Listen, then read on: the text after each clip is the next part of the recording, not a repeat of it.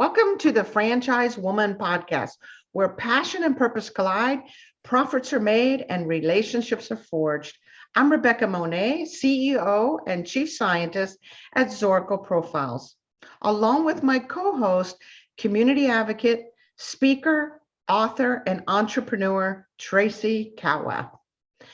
Our special guest today is April O'Connor. April is the owner of several network lead exchange franchises and the area developer for 3 counties in South Florida. She's passionate about connecting good people to good people. Network Lead Exchange is part of the United Franchise Group, which currently has 11 brands in 60 countries with over 1,600 locations.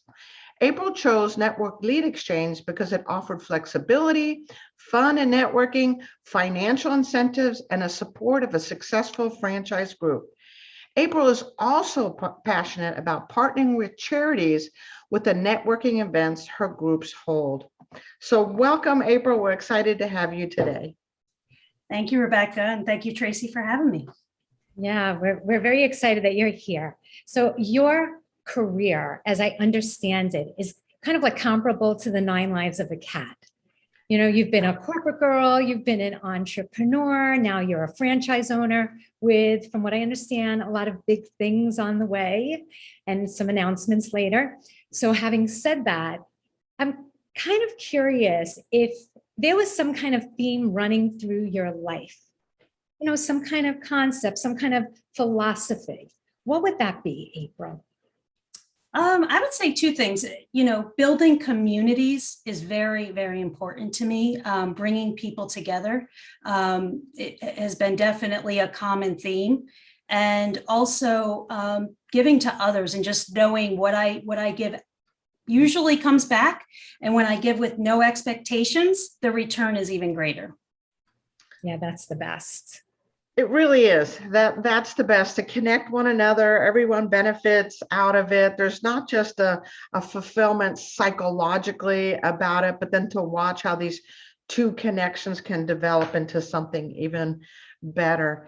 So where do you think that comes from? I mean, a lot of entrepreneurs, to be candid, are kind of lone wolves. You're not, right? You're someone that really cherishes connections and cherishes community. Where do you think that comes from?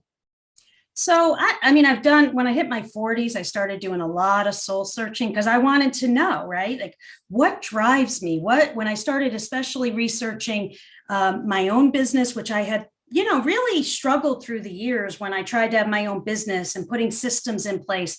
I love teams. I love working in a group. I'm not a lone wolf. I started in college as an accounting major and then a probate attorney. And, you know, and then I was like, oh, like I need people. I thrive off people. And when I go to a networking event, I drag myself. Sometimes I don't want to go. When I get there, I get a second burst of energy, right? So going back, just briefly, my siblings and I were separated. My mother had me, her 3rd child, at the age of 20, and we actually were separated amongst family. But my mom had to go back to school. She was a single mom, and through the years, we all kind of came back together. I think that's where it started, having that separation early on, and like, hey, let's meet at Grandma and Grandpa's and get together. And so I had to dig deep, and then I played sports. So with Network Lead Exchange and the franchise, I was the point guard. So I relate that to building my franchise group. The networking is, hey, I'm going to bring the ball up the field, Rebecca. Here's an opportunity. Here's the ball. Get it in the hole, right?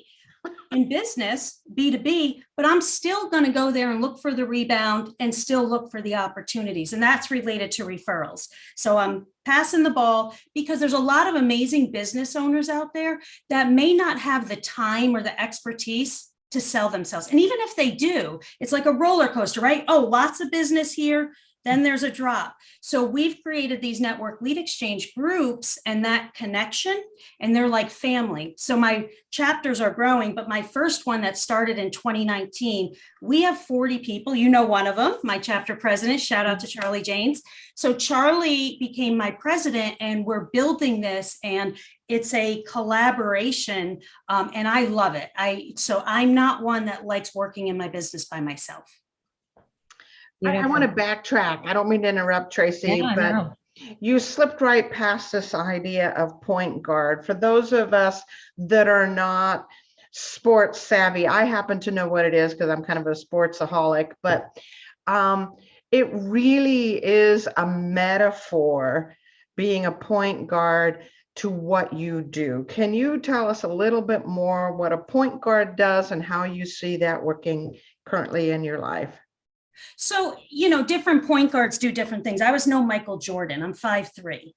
So I was passionate about, I still hold the record for number of assists on my team. So many people, they want to be the one who scores a lot. I was that point guard that was very happy with knowing who strategically was on the basket. So the point guard handles the ball.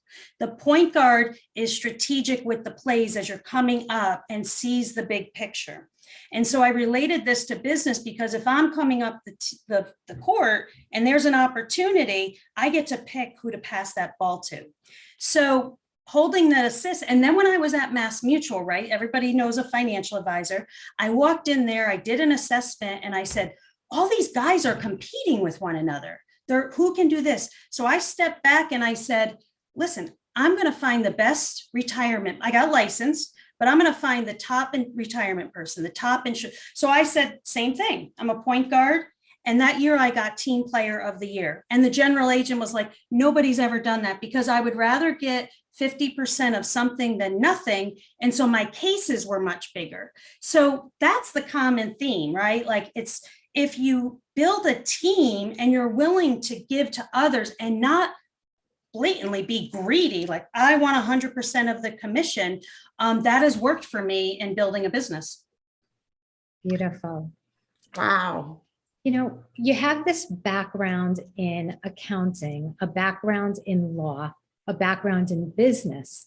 So to what degree do you think that that gives you the bigger picture so that you are this person who's able to troubleshoot exactly what type of team member is needed where? Good question, Tracy. So I jokingly say, and my sister and I both can relate, we have a little job ADD.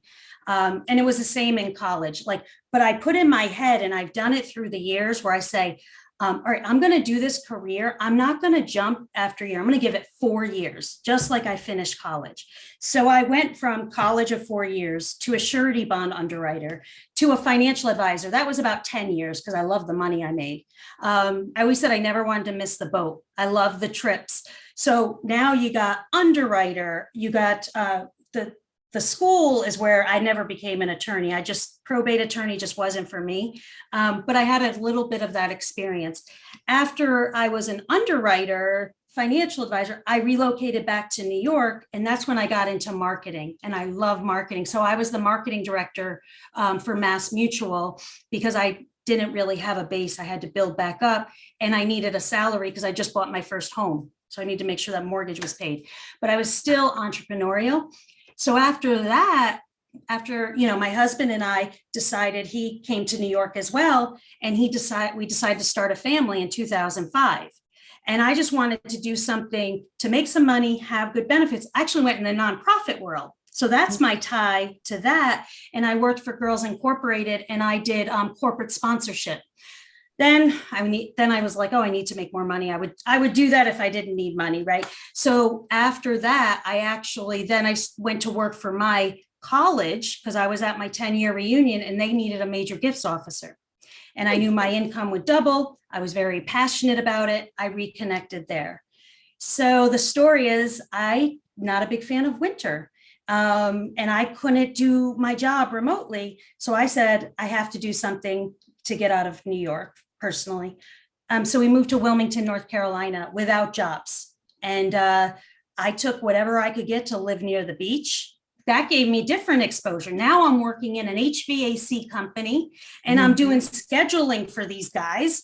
And so that ties into my connection with the service-based businesses in my networking group. So I'm doing this. The owner of the business says, hey, my wife, she's very, very successful. She needs a personal assistant. I could have been like, I have a 4-year degree. I'm not going to be a personal assistant. But I was like, she's brilliant and I'm okay with that. I'm going to go work for her. I got to drive some nice cars. She trusted me. I kind of built my own business in North Carolina, doing some property management at the same time as helping her. So that was to be by the beach. So yeah, if you did my resume right now, you guys would be like, well, I'm not going to hire her. She's going to leave me. But it usually was about a 4-year segment. Well, then I got an opportunity to sell yellow pages. Oh my. Crazy. Oh my is right. So the personal assistant stuff wasn't necessarily for me. I don't really like I don't like cleaning up after my own family, let alone someone else's and doing that. But it was a good experience. I learned a lot. I went to work for YP selling yellow pages in 2013. And people still use the phone book there. So, and I could prove it because I did tracking numbers. And anyway, so I had that and I'd have to call on all these different types of business owners. And after that, I met somebody, again, you follow the money to some degree and passion, but I always created, with the clients, I would always do their best interest in sales. I never made it about the money. And that is what helped me mostly in sales. So what's the career I did in North Carolina that brought me to Florida? I worked for Rico selling copiers. Believe it, life insurance, phone book, and then copiers. Yes. And my friend said to me, there's this opportunity in Wilmington, but I didn't think you'd ever want to sell copiers. And I said, I will sell whatever it takes to stay near the ocean. I didn't care. And when I went in to sell copiers, I focused on churches and saving them money and how to reduce paper, because so much was wasted. So I would work with business owners on paper reduction, which helped me sell more copiers, go figure. So that's what brought me to South Florida, a job transfer. And that's how I met, circling to the introduction, United Franchise Group. I was selling copiers to one of their brands, which is a co-working space, Venture X. So that's a lot of different experience. Wow. And then at 46, I said, well, this is why I did all that. I was a little frustrated because why can't I just find something I love? And then Network Lead Exchange was just put on my lap. Well, I really think all of these various experiences no doubt led you to this, but it also has you understand the service industry, the financial industry, the world of lawyering. You understand all of these individuals because you've experienced it all. So when you're participating in this network lead exchange, you understand that a plumber needs this and a doctor needs that and a business owner needs this other thing. So the introductions are authentic introductions that you are making. So tell us a little bit more about this network lead exchange, what it does, and then I want you to kind of move into some of the events that you do, but just tell us more about what network lead exchange does. So Network Lead Exchange, they were calling it the future of networking back in 2018 when the model was in beta testing, because part of the model was doing virtual networking like we are today. So I was learning and teaching my members how to use Zoom, how to get comfortable in front of a camera. So I embraced it when I moved to Florida because I wanted to be more efficient with my time, number one. Number two, it's the flexibility. When people join a networking group, we don't have mandatory meetings. We want you to do what's best for your interest, and you come when you can show up. You're not going to get kicked out if you miss X amount of meetings. So that flexibility was important and putting the business owner first. There's a big element of education and coaches. So every chapter, and we have over 50 now. I was the first one officially in 2019 as the flagship chapter. Everyone, we encourage them to have a coach as part of it, but many coaches are buying franchises as well because they're bringing their group. Primarily, the groups are one per industry. They don't have to be, but it's very important that if a professional is in the group and there's something that may be a conflict, we let that person in the group interview that prospective member to see if there's a strategic alliance partnership. So there's room for that. I also decided I was turning a lot of women away because the seats were filled, especially the realtor seat. So I started an international women's empowerment group on Mondays at 11 a.m. Eastern time, specifically to be one another's strong cup of coffee and come as you are. I don't care if your hair's in a towel and workout clothes, but I wanted a lot of corporate executives that went out on their own to still have that Monday morning kickoff meeting that many of them may have been accustomed to. So that's growing. And that one isn't industry exclusive. So that one I formed more as a collaboration mastermind with the intent they can visit other chapters where their seat's not filled. But the model, that was something new I started late last year, and it's really growing, and I'm passing that baton to the coaches in the group for the agenda and everything. So my goal can be more focused on finding new members and people to join the community. And we just have a lot of fun and relaxed, and the value that members are giving to other members by not just pitching what their products are, getting away from features and benefits. We really encourage them to tell stories. That in itself is worth the membership, most say. Our renewal rate is very high. And then the financial incentive. And honestly, I pushed back early on, and I see other people push back where they go, oh no, just send me new business and you don't have to pay me a referral fee. I've just seen it time and time again, and it's maybe you've experienced it where you're like, oh, I don't mind giving those referrals. Then sometimes it becomes uneven and you're like, hey, I wonder why, our realtor, I wonder why I'm giving this mortgage lender all these referrals and he doesn't give anything back, that type of thing. I use the sign shop example a lot. If I'm a busy business owner and I don't have the ability to go to networking events, I might still plug in on a 50-minute virtual Zoom.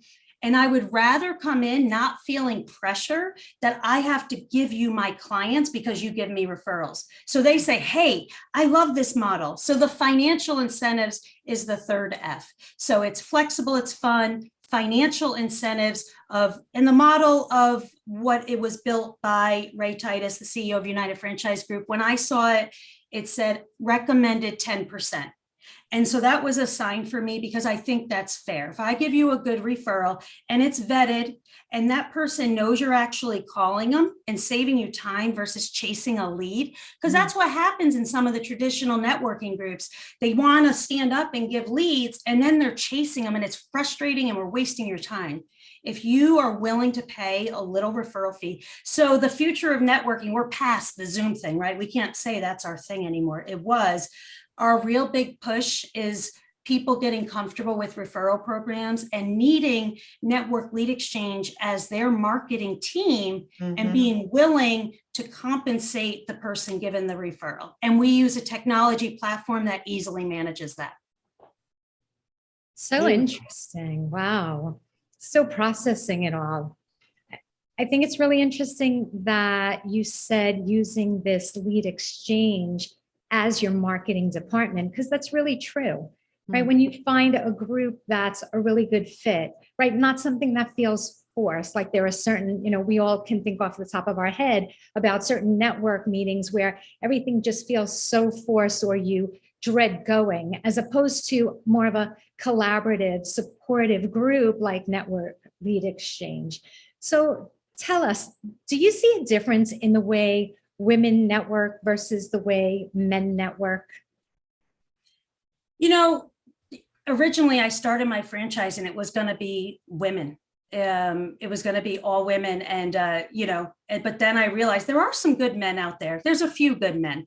But I think naturally by nature, men really have that a little bit of a strength on the sales and kind of going in for the kill. And I'm going to get this. And they have to teach themselves to be relational to some, not so much in the South. When I moved to Nashville, I had to get more relational. So it depends on where you're located. But by nature, I think women have that really natural, nurturing kind of personality and building community. And just think about it, when you think about most people that are throwing the parties and coordinating the parties, a lot of times it is the women, that are doing it, and the husbands are just grateful and they show up.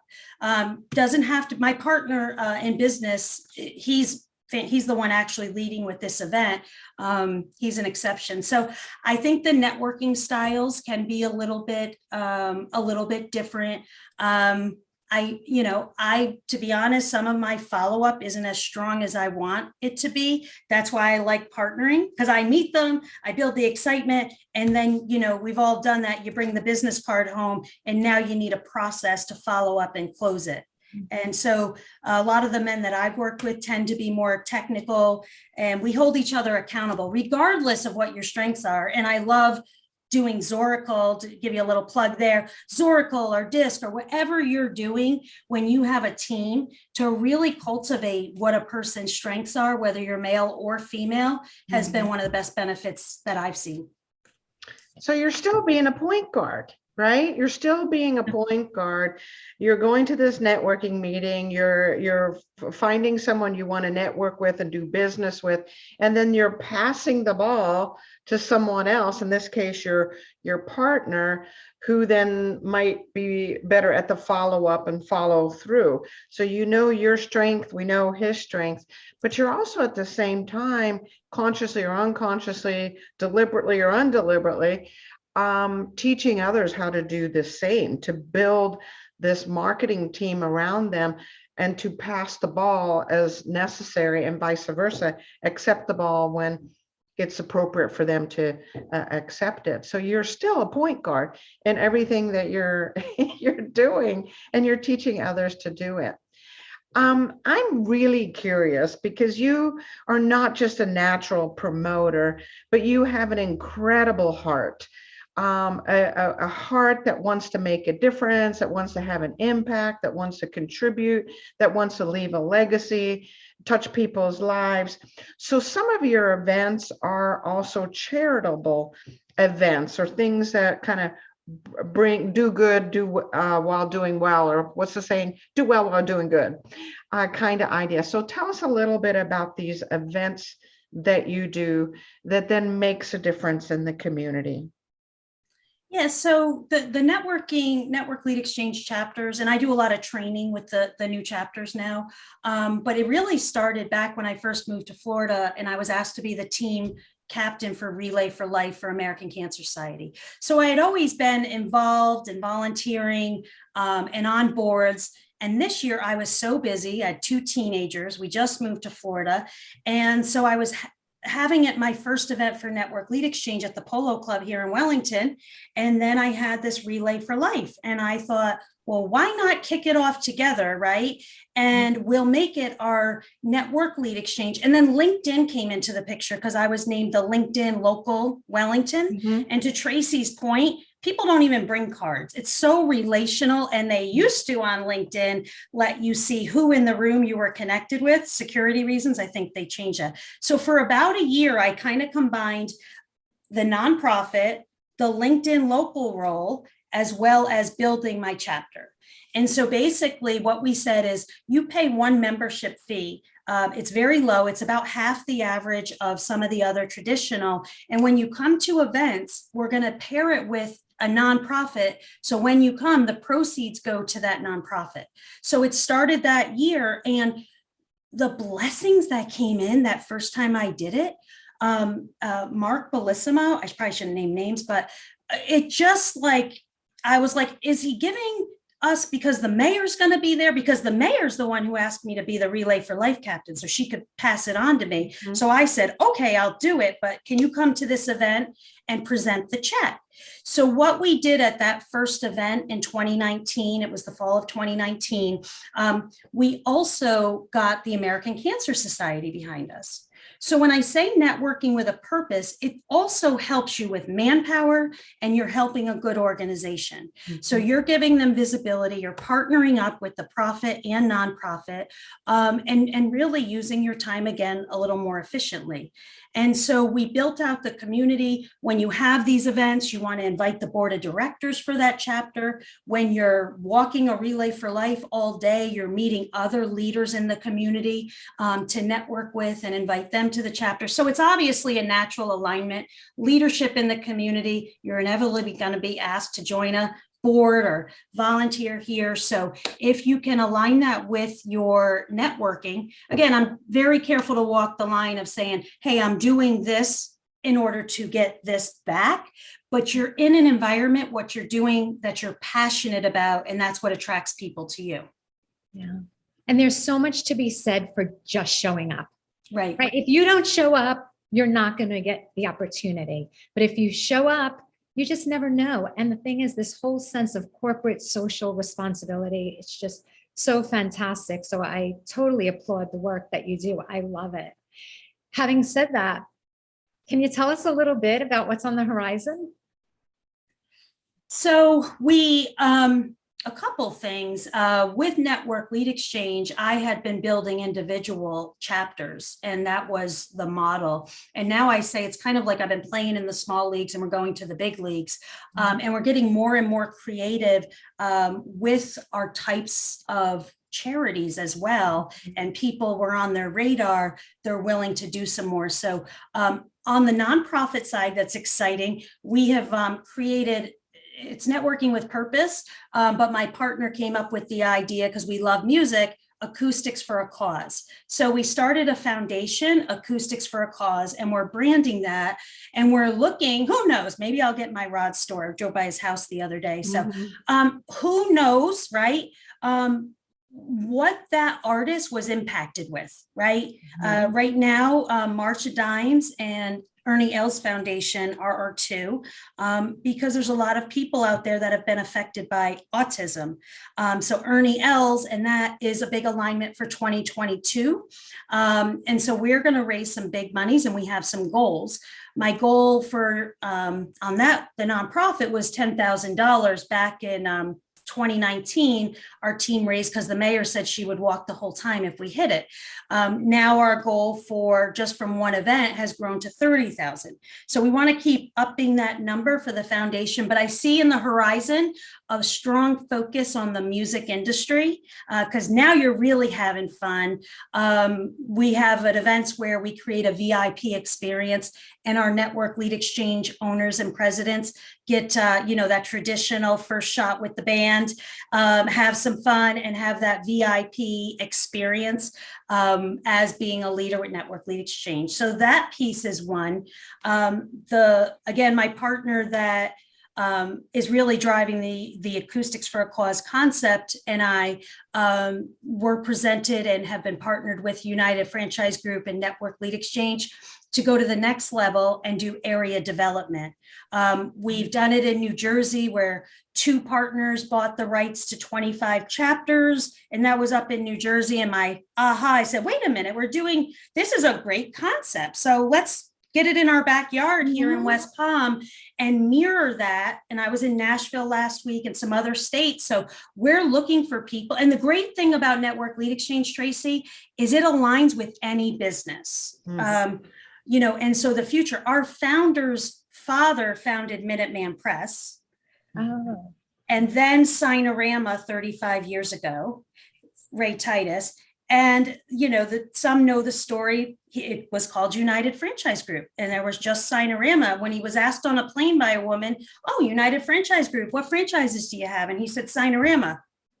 It's a group, right? So everybody has the aha moment, and he's built from there. There may be some owners on here, Trans World Advisors, John Smith Subs. So the 10th brand, Network Lead Exchange, was actually formed from the executives who used to be out at these various business owners, fully promoted, which was embroidered me. And they would be stressing about getting to a networking event because they would lose their seat, even though they had this huge job to complete. So he was like, okay, we need a networking group. And we still promote those groups. If you can get a return on investment, by all means, go join them, because we don't restrict you from joining any other groups, right? Because we're going to really push in the future, looking for partners who understand the value of the referral-based platform and paying those referrals. So that is a big push in 2022. As franchise owners, we get royalties from that exchange. If I'd done this the last 25 years, three of us be sitting on an island, of the amount of business we've probably referred.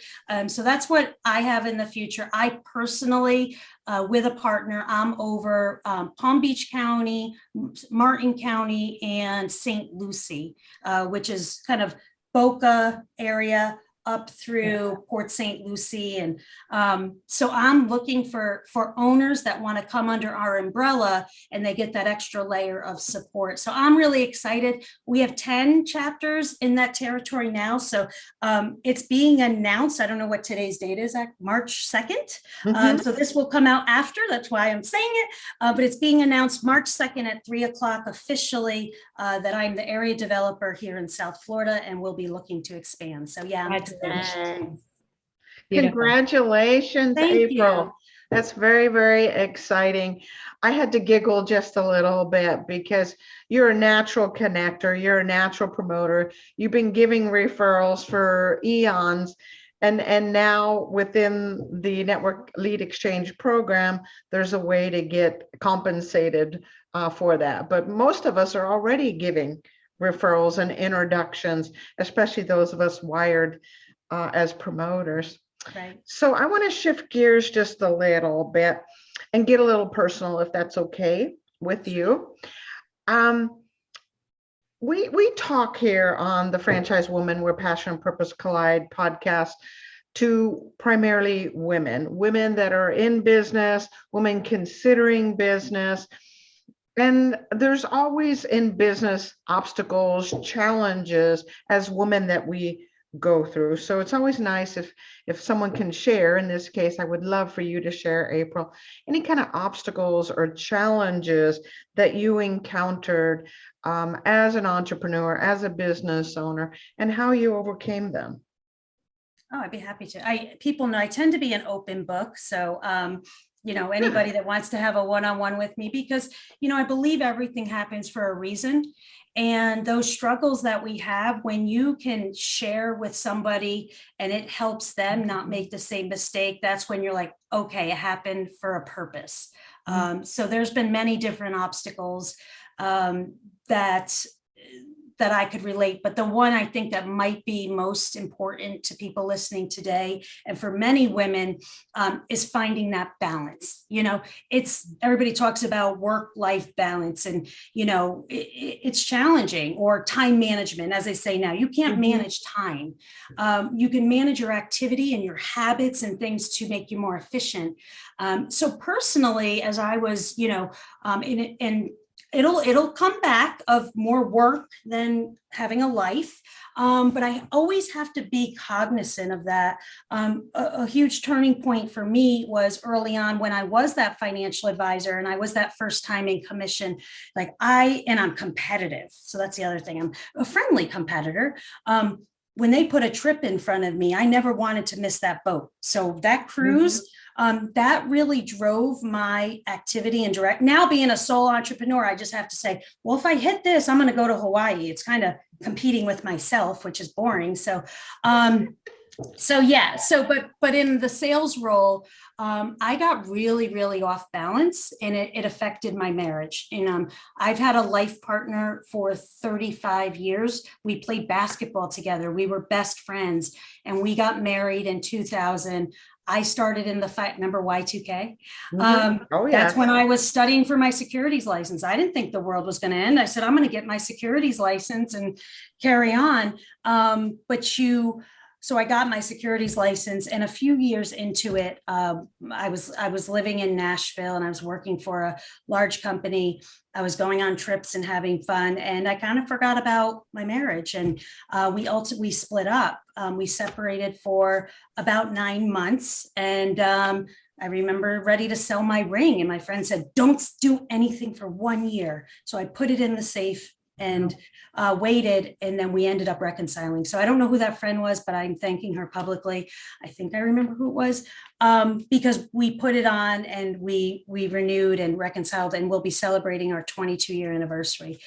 So it does seep back in where I will get more focused on business, and I just have to kind of realign and remember I have a partner in this. And so that, I would say that is something, if you have somebody in your life, just make sure you have your priorities in order. That's wonderful advice for all of us, right? That it is about balance. If you're married, you have children, those are your priorities. Yes, you can have that competitive spirit, that entrepreneur spirit, the desire to grow something, but don't forget, what your priorities are. And to add on to that real quickly, guys, I'm thinking it doesn't even have to be a spouse or children. It may be your grandchildren, and it may be just whoever you're with, be present. Don't be thinking about and it's hard. I use a business coach for this that has to keep reminding me. When you're with that person, be with that person. When you're at work, be at work. And I have to keep reminders around me because I can, and I still do it. Believe me, I'm human. I got to take that call, right?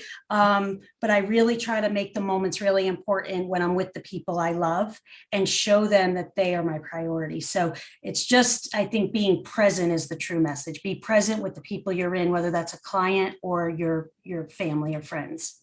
Beautiful message. Beautiful message. Okay, we need to wrap up. I hate to do this, but we're going to have to wrap up. Tracy, any last thoughts from you, my friend? I just think that you hit the ground running in Florida. Like you wasted no time jumping in and really becoming the epicenter of networking. I love that. And I applaud you for that. And I think that also is a testament to anybody who is making a move or uncertain about next steps. Sometimes you have to step out on faith. Sometimes you have to just, go with your strengths. If you're a great point guard, be that. Don't stop yourself from being whatever it is. So April, I think that you just are a shining example of that. So thank you for your beingness. Thank you. Thank you, Tracy. And it's the environment we're building nationwide and some eventually worldwide with the networking group. So you just hit a good point. Whether you're relocating or just want to plug into this type of community, go to networkleadschange.com, put your zip code in and reach out to that franchise owner because it's a common theme. It's not just me. We're finding people who have the mindset of that giver's mindset. So definitely the other chapters, we would love for you to come visit us. Perfect. That was my next question. How do we get hold of you? So one more time, the website that you mentioned and also how they might get hold of you. So I do have a keyword. You can text the word April to 21,000. That's the easiest way, is where you put a phone number, put 21,000. Where you put the message, you put April and you hit send, and you're going to get my digital business card. You can download. It's actually my cell phone. I love talking to other women in business and franchisees, and I am happy to set up. I have a Calendly. You can do 15 minutes where I am that business matchmaker. Really quick questions. Hey, Tracy, what are you looking for? What time of day? You can visit 2 meetings before deciding on membership. And if you're a female, like I said, 11 a.m. on Eastern time, it's not industry exclusive. And we're actually running a 75% discount right now through the end of March because I want to build that community fast and would love to chat with any female that wants to plug into that resource. Perfect. Thank you again, April, for spending time with us. You've inspired me for sure. I'm going to start thinking my life more as a point guard. So thank you for sharing your wisdom and your experience. For those of you listening in to the Franchise Woman, where passion and purpose collide, thank you so much. We'll see you next week on the next episode.